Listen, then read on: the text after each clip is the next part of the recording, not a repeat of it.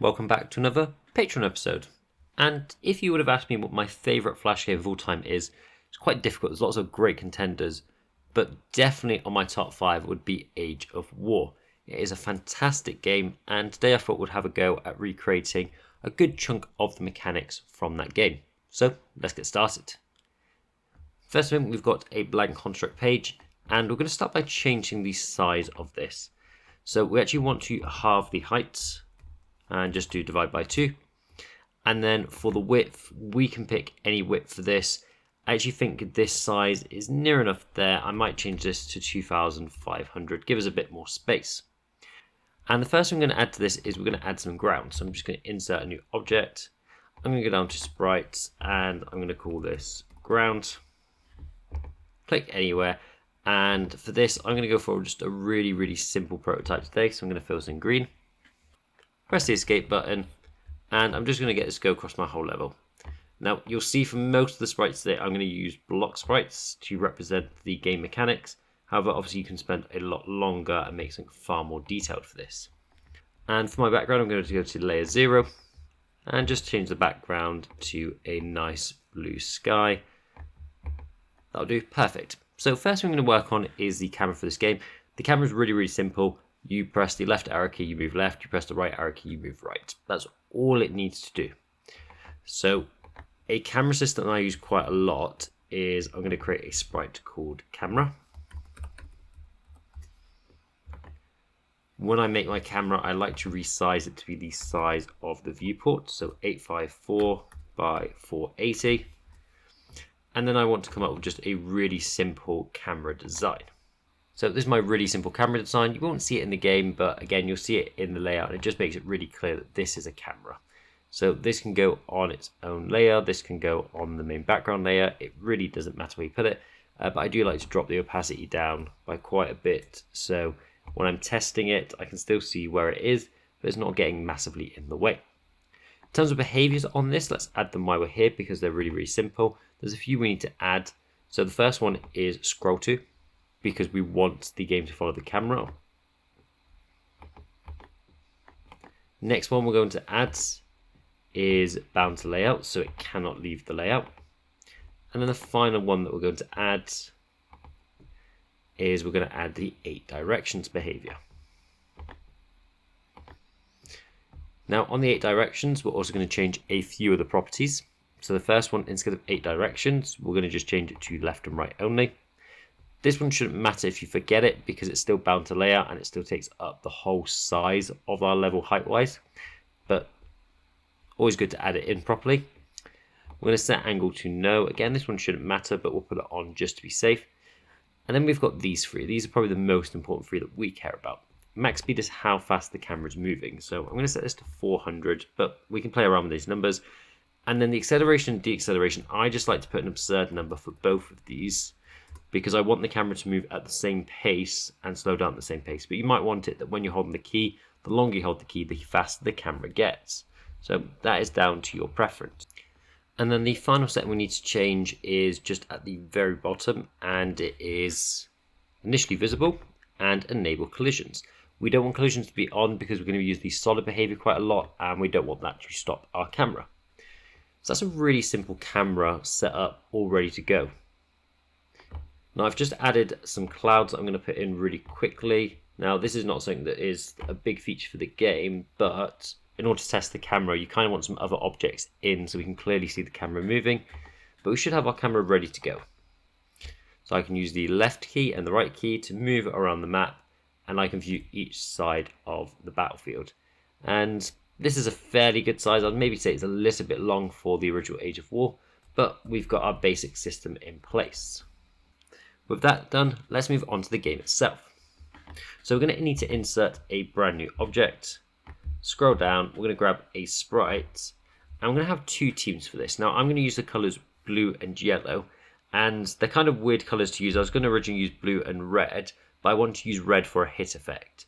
At the end of the day, all the sprites I'm using today can be replaced with proper sprites such as the cavemen or the swordsmen or whatever type of game you're doing, but we're just going to use for block sprites. So I'm going to do blue basic for a basic soldier, And I'm just going to grab the fill color. I'm going to grab a blue color of my choice and put it in blue. I'm going to pick quite a dark blue. I might even go darker than that, just so it doesn't get mixed up with my background. So that's my basic soldier, and I'm just going to resize him to a good size and put him on the map one side. And then I'm going to clone this object, and I'm going to just edit this animation and pick a different color. And again, I'm going to go more for a yellowy orangey color, and this is going to be yellow basic. And finally, one more object we're going to add today, and I'm just going to clone the blue basic once again for this, is our blue base. So we're just creating a load of key objects. We'll do the same for yellow. And then, like I said, we're going to change their properties and start coding them to work inside of our game. So now we've got those set up, we'll add them all to a map. So I'm going to put the blue base onto the map first. And for this one, I'm just going to resize it just so it looks a bit more like a building or a base. And then same for the yellow side. I'm going to take the yellow basic first and put our little soldier on the map, and then build the base around it as well. And I can also go through it and make sure they're both roughly the same size. But there we go, that is our level set up.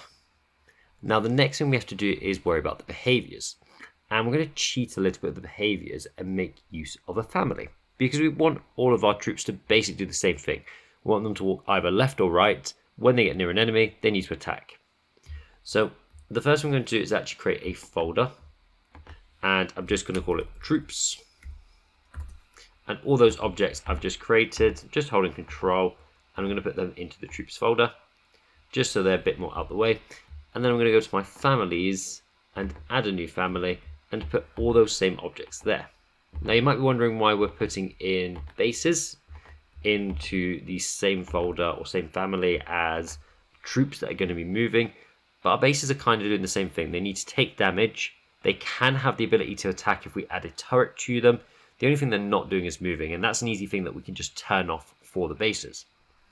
So this family, I'm going to call it troops as well, and I'm going to start adding in my behaviors. So we need a few behaviors to get this to work. The first one we're going to add is our movement ability. First one I'm going to add is movement, which is going to be done with the platform behavior. Next, we're actually going to add the solid behavior. That one's going to be really important because we don't want the objects to be able to go past each other. And then finally, we also want to make use of the line of sight. And this is just going to check, am I close enough to an enemy that I can attack it? So now we've got the behaviors in place. We just need to add in some instance variables while we're here as well. And we'll get most of our setup out of the way for now. And the next thing we need is team. This is going to be a string, and this just tells us if we're on the blue team or the yellow team, left or right team essentially. We'll keep the initial value empty, and what we'll do is we'll fill in the team names manually for now. The second instance variable we'll create while we're here is just health. And again, that one speaks for itself. We'll set this to 3 for now. So going on to our main screen, just while we're testing, we're just going to manually change these teams to blue and yellow by just writing in for each one.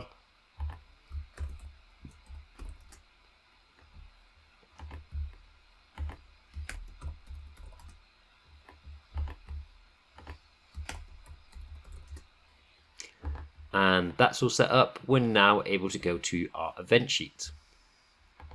So the first thing we're going to do in our event sheet is add a brand new group called setup.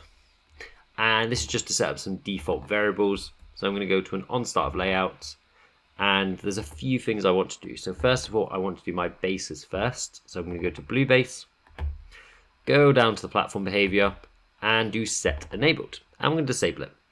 We don't want blue base to move because that would be very strange. I'm going to do the same for yellow base. I'm just going to right click and replace object for yellow base. And then one thing I also did in my sort of practice demo that I put together is I took the troops object and I set default controls off. Now we've done all this already in the editor, but if you accidentally add something to the editor and forget to turn it off, we want to disable that so we're not able to move any of our characters with the arrow keys. We just want to move our camera with the arrow keys. So that's our setup done. We're now to go to our next group, and this one's called movement. So for our movement, we're going to go to system first, and we're going to go for each. And this is going to be for each of our troops. We're then going to just right click at the sides and add a sub-event underneath. We're going to go back to our troops, and now we're going to check what team they are on. Are they on the left team or the right team, or in our case, are they on the blue team or the yellow team? So we'll go to team, and we'll first check the blue team.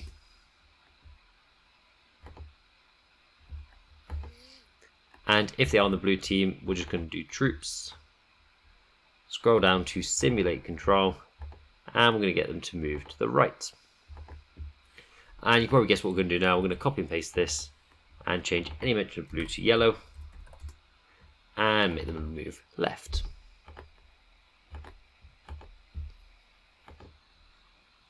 Now that funny action you've just seen is because I've missed something really key.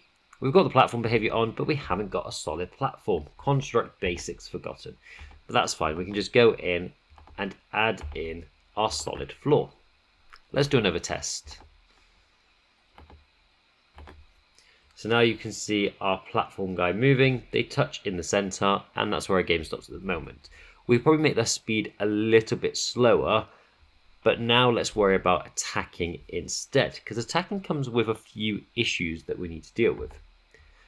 Our first issue is that we're using one troop family. We're not using a different family for left and right. So this saves us lots of code writing because we only need to write the code once. We don't need to write it twice for each of the different troops. But it makes it really difficult when it comes to doing stuff like which team is it on. Because there's no simple way to just say, I want to get just the ones on yellow team and check if I'm near any of them. In Construct, that can be quite messy logic. But there is a way around this. So we're going to create two new objects. These are both going to be sprites. And the first one we're going to be calling blue marker. And we're just going to fill it in with a color blue. Now I personally pick a color blue that is very much different from the blue that I've used to create the character. And I make this quite small. 10 by 10 will be more than big enough for our marker. And I've got it just up there, and I'm just going to move it to the corner just out of the way. I need to do the same again for the yellow marker, so I'm going to clone it, rename it first of all to yellow marker, and again I'm just going to change it to be a color of yellow that we haven't really used for our sprite. So something like that is absolutely fine, that will stand out well enough, and I'm going to place it in the top corner as well. Now these markers are going to be stuck onto all of the objects in the game, and that is going to act as the hit detector for attacking. So this works fine for our troops because our troops are quite small, but for our bases this hit marker is going to be too far away. This marker is going to be too far away if we stick it to the origin point. So we're actually going to create a new image point that we're going to stick that marker to. So for blue base, I'm just going to right click and add a new image point, and I want to place it near the base of the base. So we've got it just there for the blue base, and for the yellow base I need to do the same thing but just on the opposite side, and just add that image point in the bottom corner. And that's where our mark is going to stick to, and the mark is going to be what we're detecting for when we're going for an attack. But before we even go for an attack, we could actually look at doing some small improvements to our code. So first what I'm going to do is just destroy both our markers when the game starts. Now you can get around this by adding both markers to a different layout, an object repository instead. I'm going to be really lazy because I don't need to have many objects that I can just destroy, so I'm just going to put them at the top of the screen. But we've got blue marker, and we're going to destroy the yellow marker. So they're no longer on screen and something that our blue or yellow characters might track towards. Next thing I want to do is add those markers to our object. So I'm just going to add a blank sub-event under our start of layout and just do a check on troop to see what team they're on. So we're going to just say, first of all, are you on the blue team? If you are, we're going to get that particular troop to spawn another object. It's going to be our blue marker. It's going to be on the game layer that you're using. Now I'm just using one layer at the moment, so I'm going to keep to that. And it's going to be image point 1. Now I've only set up image point 1 for our bases, but if you ever put a higher number, let's say we put 99, it will choose the last available image point. So even though we put image point 1 and not all objects have an image point 1, it'll just default to origin, which is fine for most of the troops we're creating today. We'll create hierarchy, so this should also add as a child, but I found that this isn't working that well at the moment. So what I also do is just do troops, add child, and then blue marker. I also just want to make sure this is destroyed with parent. And once that's done, we can copy and paste this, and we can first of all just replace objects and change any mention of blue marker with our yellow marker, and then most importantly just check that we're checking for team yellow. And a new test shows our new markers on our different objects.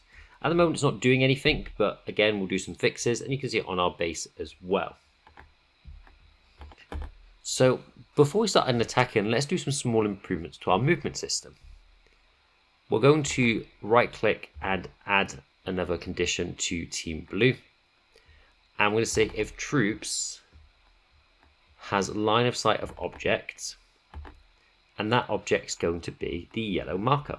So again, the blue team is looking for the yellow marker, the yellow team is going to be looking for the blue marker. And I'm just going to invert this particular condition.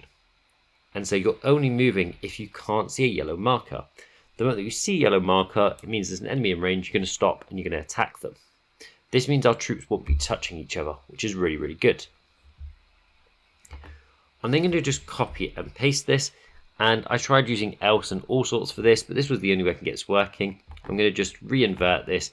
I'm going to go back to my troops, and what I want to do is set vector x to 0. Once we've done this, we can repeat for the other side. And that should be both our bits of code in place. Now going back to our layout, I'm just going to click on troops as a whole. And there's one particular property that I want to change with the line of sight. I want to set the line of sight to be custom, and the range I'm going to set down to 75. Now this is how close your troops need to be before they start attacking each other. So when we start looking at a ranged troop down the line, they're going to have more range. If you have a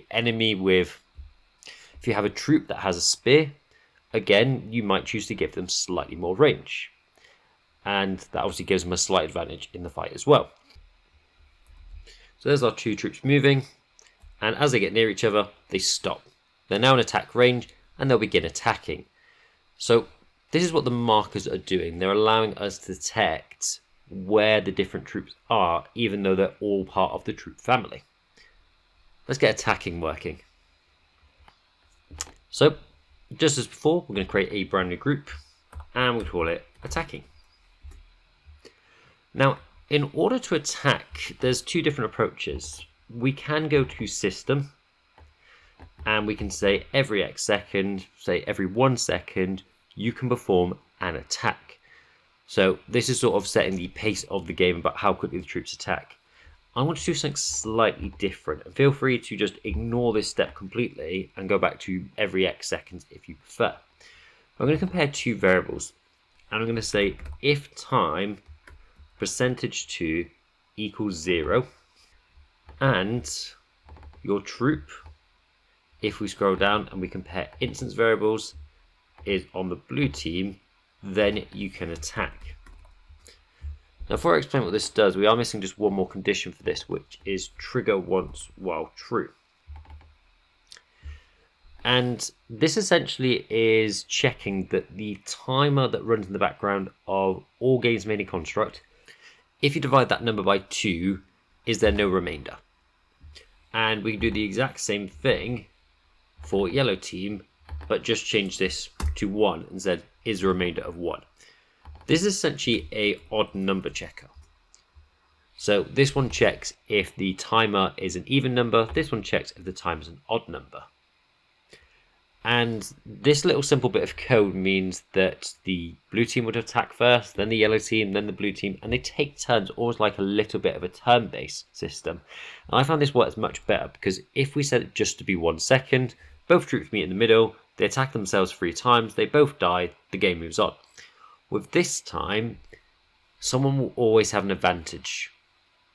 And it doesn't feel like an unfair advantage because it's all to do with when they meet, where the timer currently is.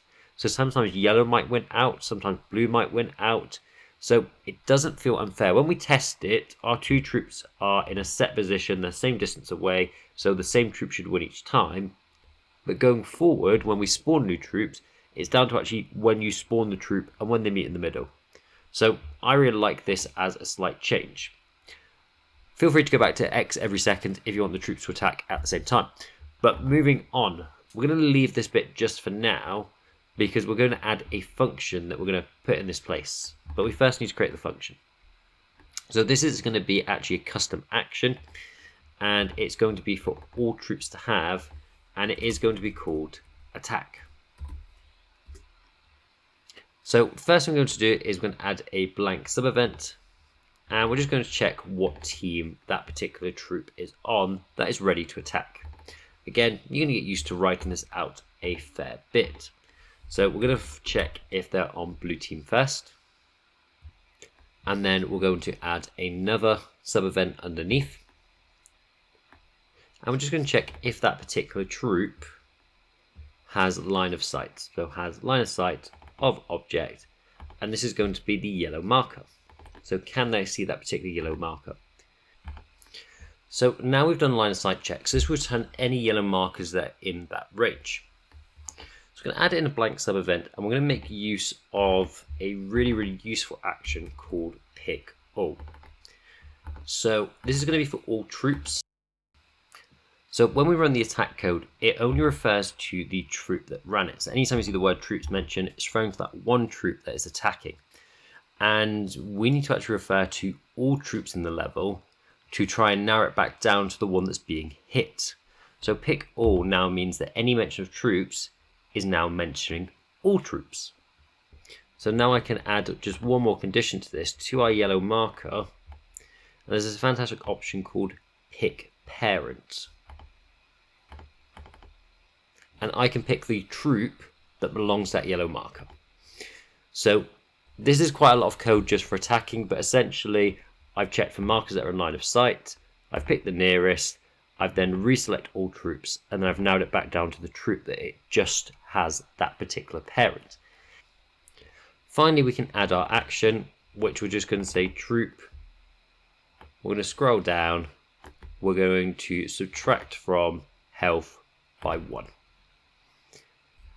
And with that done, we can copy and paste this code, and we can right click, replace object, and swap yellow marker out for our blue marker, and swap our blue team out for our yellow team.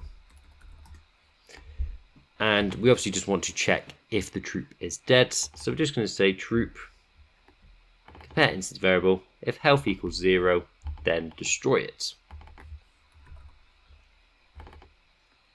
So that's our attack function set up. We can go back to attacking and we can just simply add that now. So we can just say troops and then attack.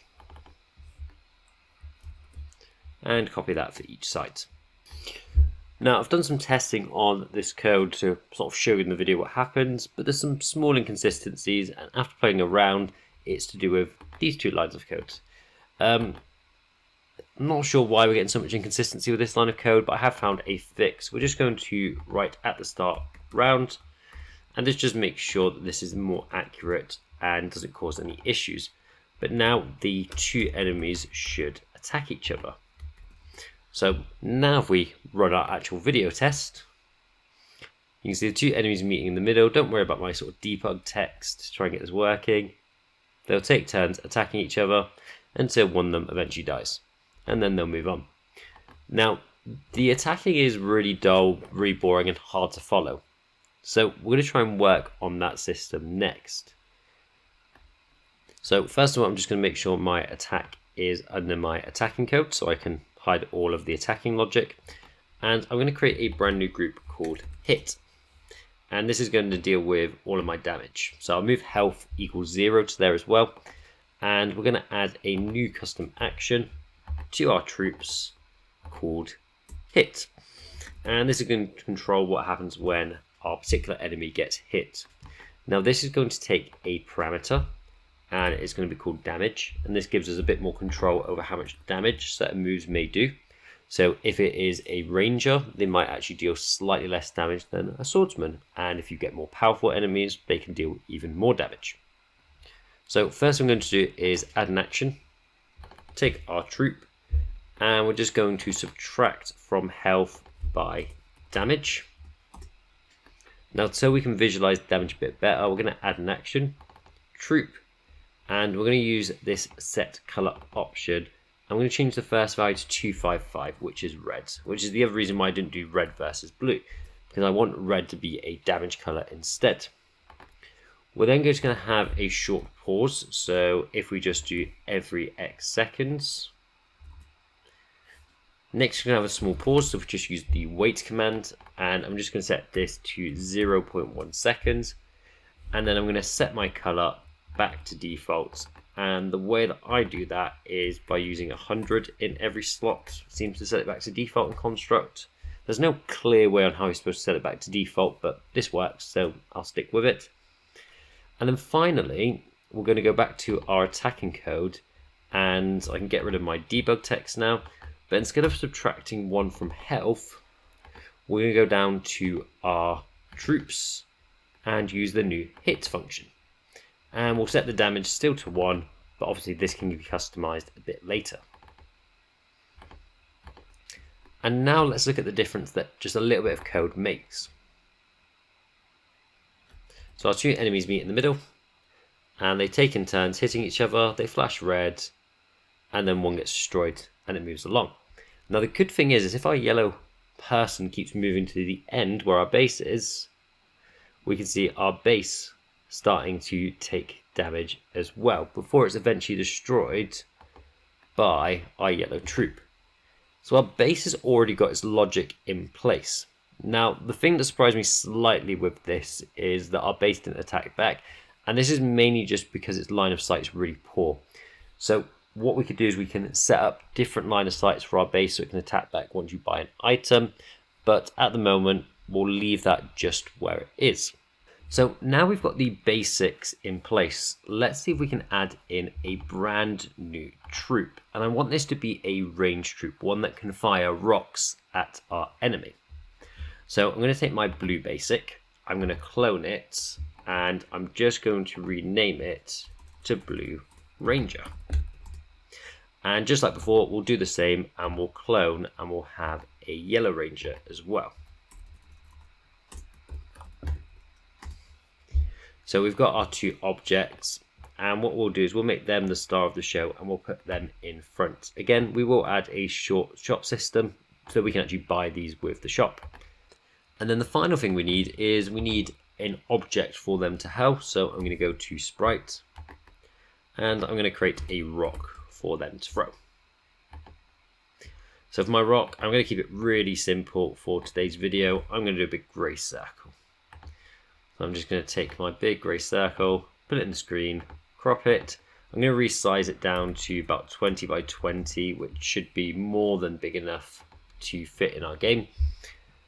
And yes, it is. And I'm going to put it up top with our markers for now, just up here. So how do we get this working with our rangers? Well, the first thing that we can do is we can go to each of the rangers and we can set their line of sight to be slightly higher. So it's currently set to 75. Let's set this up to be 275. And I'll do the same with my Yellow Ranger. So I'm just going to go across and 275. You may choose as well to change the color of these slightly or do something different with their design just so they stand out as people that can shoot a bow as well. For video's sake, I'm just going to put a red dot on each of them, just so you can see that these are slightly different from up our other characters. And let's jump into the event sheet. Now the good news is the way this is set up with families is we don't need to change too much. The movement is completely fine and working. There's no additional setup that's required, and the hit works fine as well. The only thing that needs to change is the attack code, and we need to change this slightly. So what we're going to do is going to add a new event for attacking, and this is going to be a custom action. And we're going to go to Blue Ranger, and we're going to give it the action of attack. Now you notice that we get this word override. This means if a Blue Ranger attacks, even though it's a troop, it will do this variation of the attack, which is really useful. That way we can basically just say all troops attack, and then for certain troops we can override their actions and give it something brand new. Now we're also going to copy and paste this already, and we're going to create a new action for our Yellow Ranger. Make sure this is set to attack as well, so we get the override. Now, before we go any further, we do need to set up a couple of things on our rock. So we can either do this on the right side or going back to our layout. We're going to start with behaviors. So we do need to add a behavior to our rock, and you've probably guessed we're going to use the bullet behavior. But we also need to add an instance variable to this as well. So we can add a damage instance variable if we want to make use of the damage one, but the main one we need is a team variable. We need to know what team the rock's on, because a ranger can sit behind another troop on its team and fire rocks forward. So we're going to have control of that as well. Now, initial value we're going to keep empty just as before, and we're actually going to control what team it's on by which object spawns it. So for this code here, we're going to add a new sub event, and we're first of all going to check if troop has line of sight. So line of sight object, and we're going to check if it has line of sight to the yellow marker because it's the Blue Ranger. So now we've got line of sight of an object, what we can do is we can get our troop to spawn a new object. And again, this is only going to apply to the Blue Ranger, so we can just refer to it as a troop. And we can get it to spawn a rock, which I've realized I spelt wrong now.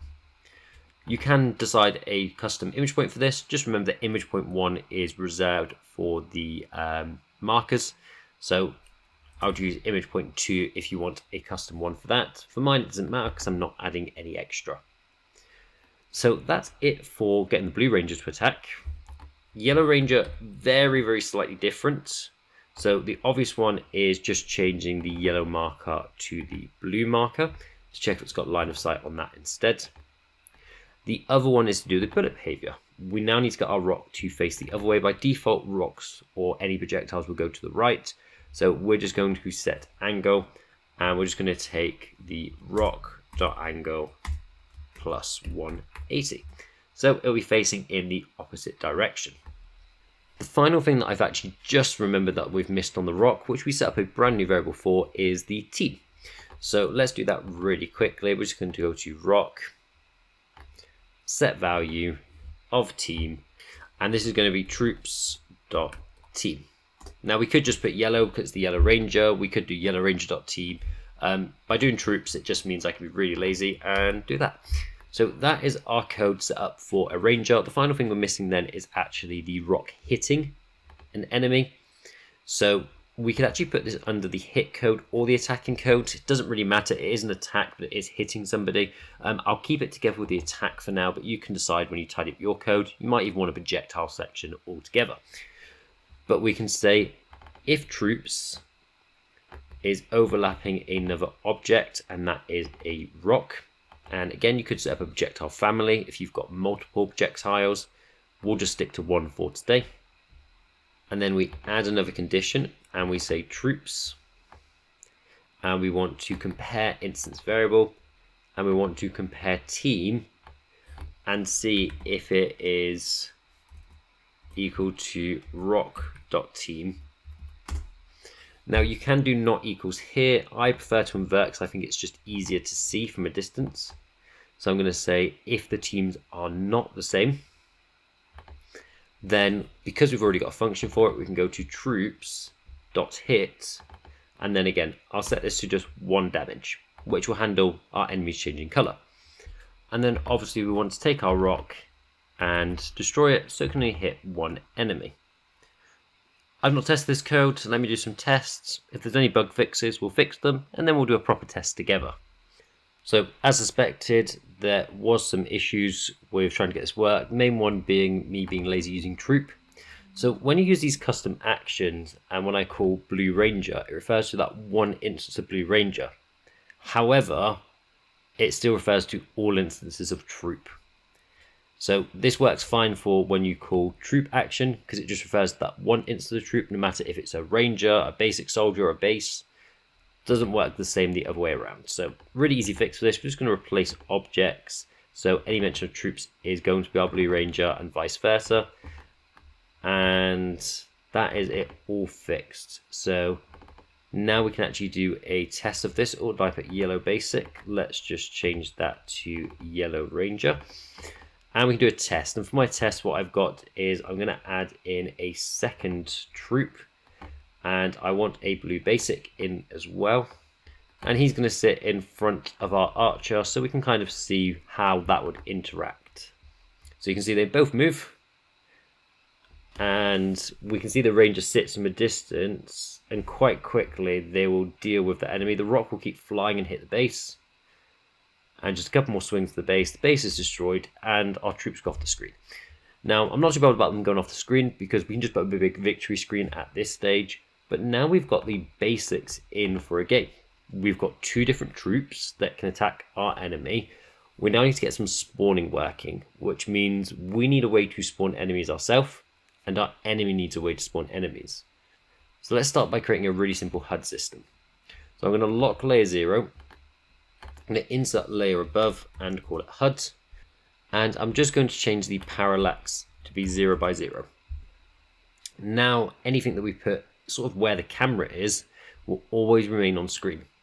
So we'll start off really simple with just a text box that tells us how much gold we've got.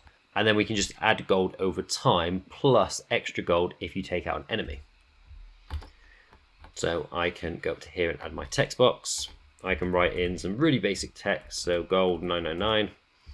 I can change the font size if I want. You can do whatever you want with this. We get the idea of adding in a text box. So now we've got the gold in place, we need a way to actually get gold. So we're going to go to our event sheets, and we're going to add in a brand new group. I'm going to call it gold. Now in here we can add in a global variable, so I might just click further around the side at the top here, and we can add a global variable, but we can assign it to the group gold. So what you can do is drag it all the way down to gold, and we're going to place it just above, so it's in the same sort of area. And really simple, we're just going to do every X seconds. And every 1 second, we could just add 1 to gold. So this is one of our methods for getting gold. We're also just going to add in a really simple every tick, and just set the text box as well, so we can see that total in our game. For this, I'm going to write gold, colon with a space, and then we're going to use the plus sign or the and sign, and write gold. And then this will just show our amount at all times. So we've got that in place now, so we can see our gold at all times. We can go back to our hit code as well, and where we're destroying an enemy, we can actually add in a blank sub event. And we're just going to do a really simple check on our troop. And we're just going to scroll down and compare instance variables. And we're just going to check the team it's on. And we want to check it's on team yellow, because you'll be playing team blue. So if it's on team yellow, you've killed an enemy, and we'll make the enemy automatic, just like they were in the original game. So if the team's yellow, we're going to then just go to our gold, and we're going to add 2 gold. And let's say by 5, you get 5 for killing an enemy. Now we can add some additional rules to this to basically say, depending on what type of enemy you killed, you get more gold. Again, we'll keep it really simple for this tutorial today. So now we've got a gold system in place, we now need to have a shop system in place where we can buy our troops. And it's going to be really simple, just going to have 3 icons we can click. 1 to buy a basic troop, 1 to buy a ranged troop, and then one to actually buy a turret. And we're going to quickly add a turret to our base today. So let me just quickly add 3 icons at the bottom of the screen. And there's our lovely 3 icons. As you can see, I'm not an artist by any means, but they'll do the job for today. So we're going to add in the mouse object next. And for these icons, we're just going to add an instance variable to them. Now, instead of adding an instance variable to each one, we're just going to create a family for this just to speed up that process. And this also means if we create other icons down the line, we can create the same logic for them. So I'm going to add all 3 of my icons to this new family, and I'll call it family icons. So instance variables are really simple for this. We just need a cost, and this just needs to be a number, and by default we'll set it to 1, so at least they should be costing 1. I'm just going to go quickly through then and just add in additional cost for each of these. And these are really low cost considering we're getting gold every second and a troop and 5 for a troop. But again, I'm not too concerned about game balance at the moment. I'm just more concerned about putting the game together. So now we need to worry about spawning the troops. And this comes into a problem that I've not quite thought about yet, which is actually where does the base place the troops? So I'm going to unlock layer 0 and click on layer 0. And I'm going to go back to my base and edit. And we need a new image point. So I'm going to add a brand new image point. Now we reserved image point 2 for projectiles, but we actually don't need to worry about our base doing projectiles because we'll do something slightly different with the turrets. So we'll use an image point 2 for the spawn point. I'm just going to place it where I want the enemies. I'm just going to place it where I want the troops to spawn, which is around about here. And that'd be much easier if I change to a white background. There we go. So we'll use image point 2 for now. Later down the line, we might need to think about image points, but for now that should be fine. And obviously we need to do the same for the yellow base because we don't want any of our troops spawning in a wall. So I'm going to add my image point and we're going to create a new one and just outside the base like so. So now we're ready to move to the shop portion. So I'm going to put this under the gold section. You can create a new section called shop, but we're just going to say mouse on object clicked and icons. Next, going to add a condition underneath this, and we're just going to compare gold and see if it's greater than or equal to icons dot cost. So you've clicked on the icon. Have you got more money than that particular cost? If you have, we're going to go to system and we're going to subtract from gold by icons dot cost. Now finally we need to work out what we do based on what you clicked on. So I'm going to add in a blank sub event. So now what we can do is we can double click, go to system, compare 2 variables, and we can say icons dot object type name is equal to, and then we can check against each of our different icons. So I think I've got icon basic troop. If I'm not sure, actually the easiest way to do it is do that and just put in speech marks. There we go. So what happens if you clicked on the troop icon? Well, we can go to our blue base and we get to spawn a new object being a basic blue troop, and we can put it on image point 2. And again, we can just copy and paste this for all of our different options. So again, I'm going to go icon bow and just put this in speech marks. Change this to spawn a blue ranger. And then finally, we can copy and paste this one more time for our turrets. And at the moment, our turret doesn't work. We haven't added one, but we can soon add one. So I'll put this in speech marks again. So icon turret, and then like I say, put that in speech marks. And for now, we're going to keep that one blank. So that is our shop system set up. We can do a quick test, make sure that works.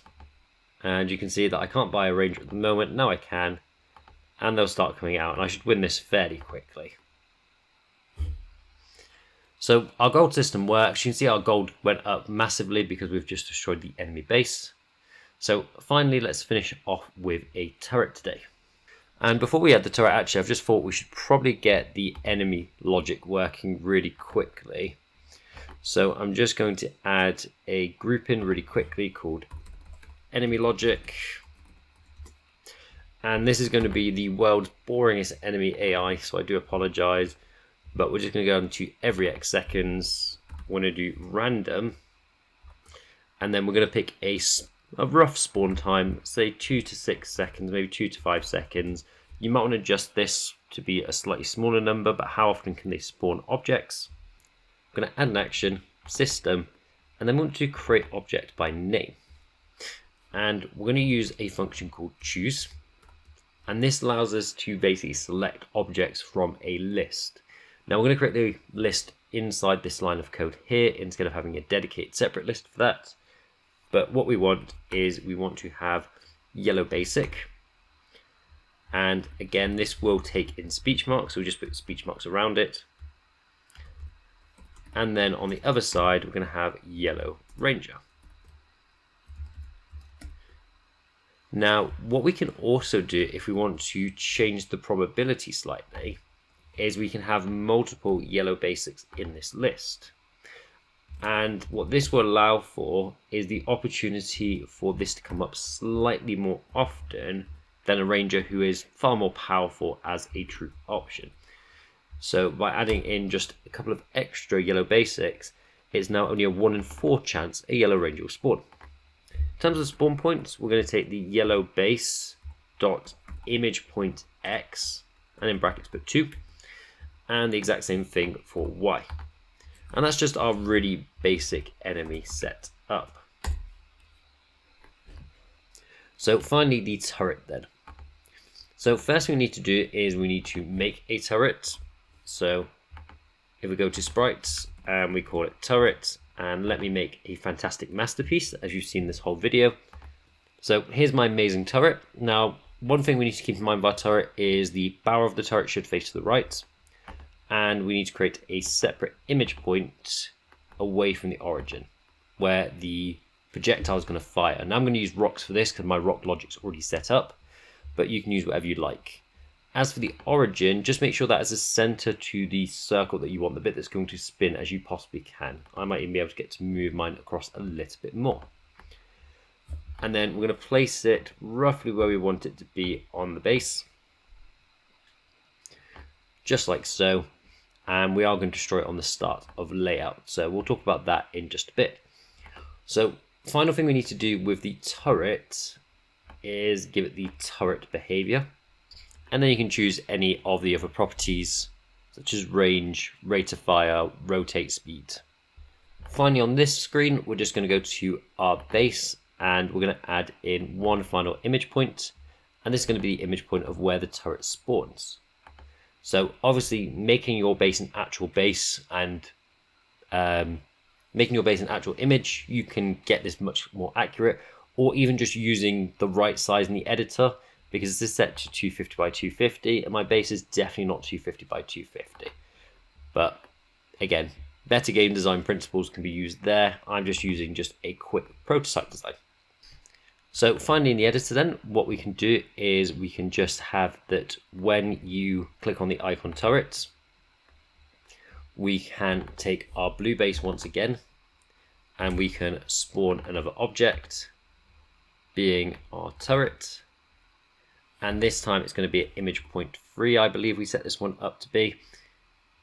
And press OK. The only thing we can do slightly different with this one is take the icon turret and destroy it. So you cannot get another turret. So that's spawning the turret. We also do need to make sure the turret's not around at the start of the game. So just on the setup, just destroy the turret. And then we actually need to add the logic to get the turret to fire. So let's add one more group. Let's call it turret. And for our event, we're going to keep it nice and simple. We're just going to do turrets on created. And we're going to set a target for it. So we'll scroll down to add objects to target. Now we don't want to add troops to the target because it'll fire our own, but we don't need to because we've got the marker instead. So we're going to get it to aim at the marker. So has it got line of sight to marker? Can it shoot the target? And then there's this lovely option with turrets called on shoot. And then with the on shoot, we can get the turret to spawn another object, and we can get it to spawn our rock. And this is going to be on image point 1. Finally, we're just going to go to our rock, and we're just going to set a value for it. And we just want to set the team, and this one's going to be set to blue. And that is all the logic for our game required. So doing a test, I'm just going to take my 2 characters that I've got so far and take them off the screen. If you're doing a test, put them at the bottom of the screen so they just fall to their death. If you put them on top, they'll fall back onto the level. So that's a good way to test it. And let's see how good our turret is. One thing we should probably do before we test our turret is give ourselves some gold, because if not, we won't be able to afford one before we die. So there is 10. And while we're here, just a very small thing as well. And then while we're here, just really quickly actually, what we're going to do is go to our blue base. And we're going to add childs. I'm going to add our turret. As you can see, the turret is one of these sort of extras that I've added to the video and didn't really think about, so I'm sort of winging it in the video, but there we go. Adds the child, and what I ticked at the bottom is just destroy a parent, so when the base gets destroyed, the turret's destroyed with it. So just doing a test, I'm going to move these objects underneath, and let's see what happens. So doing a test, I'm going to buy my turret, and my turret appears. Now I've just had to up the range slightly from my last test, but hopefully now, there we go. It's going to start shooting, and there we go, the range enemy is now dead. And we've got our next one coming because our enemy base can now spawn enemies. And unfortunately, it's took out our base. So this is definitely just a prototype for Age of War. It is by no means a complete game. There's a lot more work that needs to be put into it to make it a complete game. But hopefully it's gave you the basics to get started on making your own project.